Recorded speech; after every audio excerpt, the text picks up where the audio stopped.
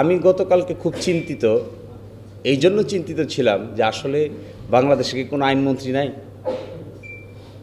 এই সমস্ত subject matter ডিসকাশনের subject matter হলো ল মিনিস্টার। পার্লামেন্টারি অ্যাফেয়ার্স, আইন, বিচার এবং সংসদ বিষয়ক একটা মন্ত্রণালয় আছে। ওই মন্ত্রণালয়ের একজন মন্ত্রী আছে। ওই মন্ত্রণালয়ের সাবজেক্ট ম্যাটার এটা, যে কোন আইনের অধীনে, সংবিধানের কোন বিধানের অধীনে কি করে কোন বিষয়টা কিভাবে সেটেল করা হবে, this is precisely the subject matter of the law ministry. কিন্তু আপনারা ল মিনিস্টারের কোনো কথা শুনেন না কেন? This is mysterious. আপনারা ভেবেছেন কি না কখনো তা আমি জানি না, কিন্তু from yesterday I have started thinking যে এটা কেমন করে পসিবল, আমাদের ল মিনিস্টার কথা বলে না কেন? Why the law minister is silent? এই মিনিস্ট্রি তো ল মিনিস্টারের। সংসদে কে শপথ নিবে না নিবে এটা তো পার্লামেন্টারি অ্যাফেয়ার্সের সাবজেক্ট ম্যাটার। অলসো এইটা সাবজেক্ট ম্যাটার হলো যে সংসদে শপথ নিয়েছেন কি নিয়েছেন না, নিবেন কি নিবেন না, একটা বিল উত্থাপন হবে কি হবে না, 133টা অর্ডিন্যান্স উপস্থাপন আগামীকালকে হবে কি হবে না, কোনটা সংশোধিত হবে, কোনটা পরিমার্জিত হবে। ল মিনিস্ট্রির একটা ড্রাফট উইং নামে একটা উইং আছে। ল মিনিস্ট্রির 3 ভাগ, তার মধ্যে একটা ভাগ হলো ড্রাফটিং উইং। ওই ড্রাফটিং উইংয়ের মধ্যে এগুলো ঠিক হবে। কিন্তু আপনারা দেখবেন, আমি আপনাদের কাছে একটা অনুরোধ জানাবো, আপনারা আজকেই খোঁজ নিয়ে দেখেন, খোঁজ নিয়ে আপনাদের দেখার দরকার হবে why our new law minister is silent about this. এটা তো subject matter of home ministry না।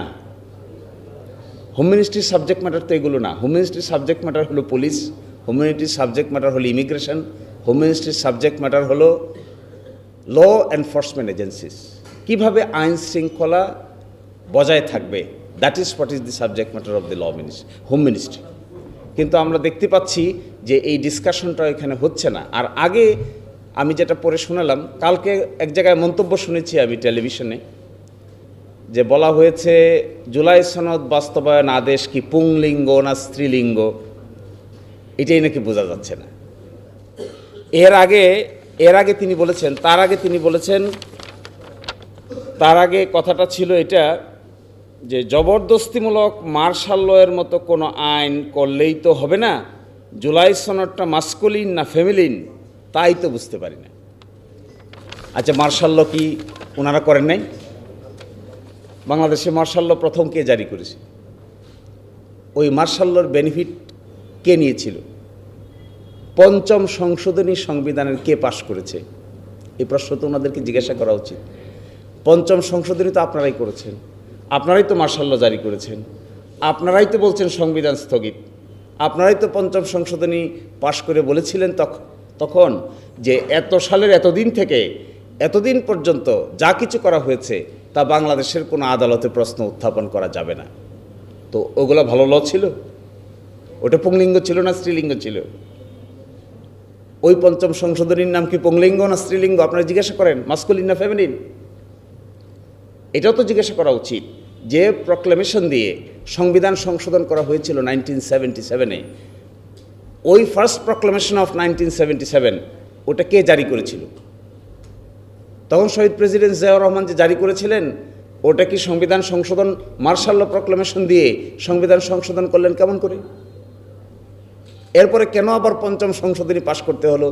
সেটা আবার বাংলাদেশের উচ্চ আদালত আনকনস্টিটিউশনাল ডিক্লেয়ার করলো।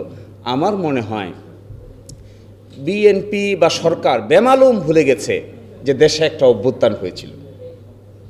তারা মনে করছে একটা নিয়মতান্ত্রিক সরকার ব্যবস্থার মধ্য দিয়ে নির্বাচন হয়েছে, বাস that is what is the final.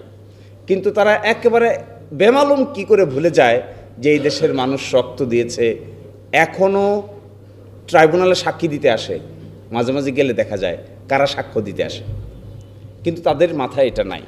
আরেকটা কথা, তাদের মাথায় এটা নাই, দেখেন গণভোট অধ্যাদেশের পিছনে আমরা যারা ঐকমত্য কমিশনে ছিলাম, তাদের ঐকমত্যের ভিত্তিতে 30টা বিষয়ে একমত হয়েছিল।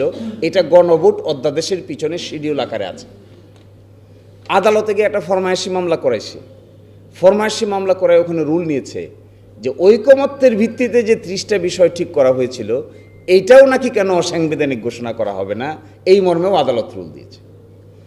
ওনাদের একটা কথা আপত্তি যে ডিসেন্টিং আছে, ডিসেন্টিং বাদ, ঐকমত্য যেগুলো হয়েছে এখানে আপত্তি কিসের? ঐকমত্য হয়েছে যেগুলো বিষয় এগুলোকে আদালতের সাবজেক্ট ম্যাটার বানিয়েছে। এর মানে কি? এর মানে হলো লিডারশিপের জীবনের সবচাইতে গুরুত্বপূর্ণ বিষয় হলো ট্রাস্ট এবং কনফিডেন্স। কোনো নেতা কিংবা কোনো গোষ্ঠীর প্রতি জনগণের যদি আস্থা এবং বিশ্বাস না থাকে, ও কিন্তু শেষ পর্যন্ত নেতৃত্বের ক্যাটাগরিতে উত্তীর্ণ হতে পারবে না। This is the secret of leadership. কেন মানুষ সংগ্রামী মানুষকে পছন্দ করে? কেন মানুষ নেলসন ম্যান্ডেলাকে পছন্দ করে? কেন মানুষ সারা দুনিয়াতে হজরত মোহাম্মদ মোস্তফা সাল্লাল্লাহু আলাইহি ওয়াসাল্লাম তিনি কেন পৃথিবীতে এক্সাম্পলারি নেতা হিসেবে আছেন? কেন? বিকজ তার কথা এবং তার কাজ, তার মুআমেলাত, তার কর্মকাণ্ড, তার পলিসির মধ্যে আপনি বৈপরীত্য দেখতে পাবেন। একইভাবে নেলসন ম্যান্ডেলা 28 বছর ছিল জেলের ভিতরে। আপনি দেখবেন ওই ভদ্রলোকের জিন্দেগিতে জেলে গেছে, জুলুম হয়েছে, থাকতে থাকতে জীবন পার করে দিছে, কিন্তু কখনো নিজের দেওয়া কমিটমেন্ট থেকে সরে দাঁড়ায় নাই। একইভাবে বেগম খালেদা জিয়াকে কেন আমরা আপসীর নেত্রী বলি?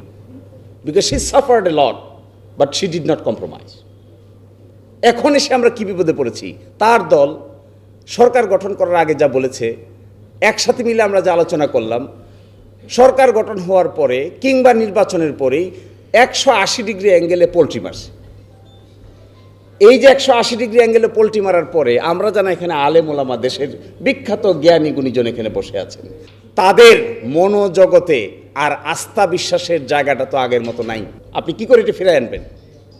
আপনি জানতো দেখি বাজারে যে কমেন্টে, যে ইন্টারভিউটা করেন, ইন্টারভিউর নিচে কমেন্টগুলো দেখবেন, টেলিভিশনের যে ভিডিও ক্লিপসটা ছাপা হয় অথবা আপনাদের মতো মিডিয়ায় যেগুলো ছাপেন তার নিচে কমেন্ট বক্সটা দেখবেন। গতকালকে আমি 2500 কমেন্ট একসাথে করে অ্যানালাইসিস করে দেখার চেষ্টা করেছি। এই মন্তব্য যেখানে করা হয়েছে তার মধ্যে 2500 কমেন্টের ভিতরে মাত্র 60টা কমেন্ট পক্ষে আছে, বাকি 2493টা কমেন্টে হা হা হু হু করে হাসতেছে। এর অর্থ হলো দিস পিপল বিকাম অবলিভিয়াস। এরা অনেকটা মানে আচ্ছন্ন হয়ে গেছে ক্ষমতার দৃষ্টিতে। মানুষ কি ভাবছে এটা দেখারও সময় তাদের হাতে নাই। সো দিস ইজ, তাহলে এভাবে যদি হয় তাহলে আপনি ফ্যামিলি কার্ড দিবেন, this is very good, you are maintaining your commitment. তাহলে জুলাই চার্টার সম্পর্কে কমিটমেন্ট মেনটেন করেন না কেন? ঠিক আছে, আপনারা যে অংশটুকু কমিটমেন্ট মেনটেন করছেন, উই অ্যাপ্রিসিয়েট দিস, আমরা এটাকে সম্মান জানাই, আমরা এটাকে ইজ্জত করি। কিন্তু অ্যাট দ্য সেম টাইম আমরা সবাই মিলে যেখানে আলোচনা হলো, একমত হলো, স্বাক্ষর হলো, এখান থেকে যে সরে আসছেন, এই কমিটমেন্টের কথা আপনাদের কাছে মনে থাকে না? আমার কথাটা লম্বা করব না, আমি শুধু এতটুকু বলি আপনাদেরকে, এই কথাগুলো বলে যে মিসট্রাস্ট ক্রিয়েট করা হয়েছে। গত পরশুদিন আমি বলেছিলাম যে চোর যখন বাড়িতে ঢোকে তখন একটা ছোট্ট ছিদ্র খুঁজে সে ঢোকে, কিন্তু যখন মালপত্র নিয়ে বেরিয়ে যায় তখন এই ছোট্ট ছিদ্র দিয়ে আর বেরোতে পারে না। তখন তাকে হাইদার দরজা খুলে বের হয়, অথবা ভেঙে বের হয়, অথবা বড় ধরনের শীত কেটে বের হয়, কারণ তখন তার সাথে মালপত্র থাকে। আমার ধারণা সরকার এরকম একটা প্রবলেমের মধ্যে পড়েছে। তারা চোর হিসেবে ঢুকেছে হলো হাইকোর্টে গিয়ে একটা স্টেজ ম্যানেজড রুল নিয়েছে। এটা যেদিন শেষ হবে সেই দিন কিন্তু দরজা ভাঙ্গা ছাড়া আর উপায় থাকবে না। এটা ধারণা আছে কিনা তাও আমি জানি না। ওনাদের মাথায় হয়তো আছে এটা যে ক্ষমতা আছে, কিছুক্ষণ প্লে করলাম, যখন ক্ষমতার ভাটা পড়বে তখন আর প্লে করবেন কি করে? অতীতের 5ম সংশোধনী মামলা যখন আনকনস্টিটিউশনাল ডিক্লেয়ার হয়েছে তখন জিয়াউর রহমান সাহেব কর্তৃক গৃহীত সকল সাংবিধানিক সংস্কার অবৈধ ঘোষণা করে দেওয়া হয়েছে। এবং 5ম সংশোধনীর যে মামলাটা হয়েছে, 5ম সংশোধনী যেটা সংবিধানে হয়েছে, এটা দেখবেন সংবিধানের সব জায়গায় কাটা ছিঁড়া করতে করতে করতে করতে এমন হয়েছে বলা হয় যে 5ম সংশোধনীটা কোনো সংশোধনী না, এটা সংবিধান নতুন করে লেখার শামিল। তো এরকম একটা কিছুর জন্য অপেক্ষা করছেন ওনারা? তা না হলে আদালতের বারান্দায় এটা কেন ঠেলে দিলেন? আচ্ছা, কোনো ইন্ডিপেন্ডেন্ট লোক যদি আদালতের বারান্দায় ঠেলে দিত তাহলে আমরা অ্যাকসেপ্ট